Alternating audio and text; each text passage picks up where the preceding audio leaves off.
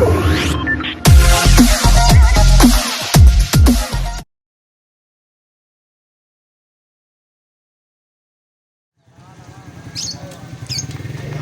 अच्छे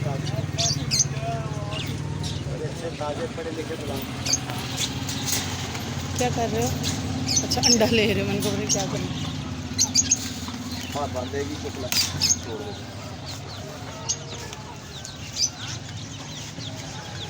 ये डक्स हैं, डक्स बेबी नहीं देखेगा। और ये पिजन्स है। मैं देसी कुकड़ लेने आई थी, रिबा करवाना था, तो वो रिबा और उधर शॉप पर होती थी साथ में भी आती। और ये सारे पिजन्स हैं। ये क्या है भाई? चिको। अच्छा ये चिको है। ये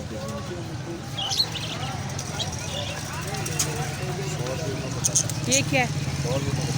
बुटे। अच्छा ये बुटे। लेकिन साइड लेना था।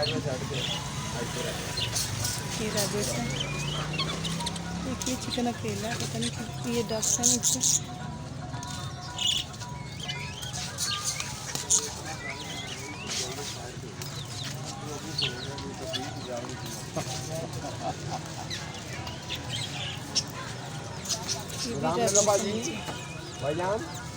रैबिट्स हैं बड़े प्यारे प्यारे से। वो ब्राउन वाला रैबिट बहुत खूबसूरत लग रहा है। और एक ये मुर्गा मुर्गी हैं, इनके ना बड़े अच्छे से हैं, तो इनके पाँव पे भी ब्राउन है।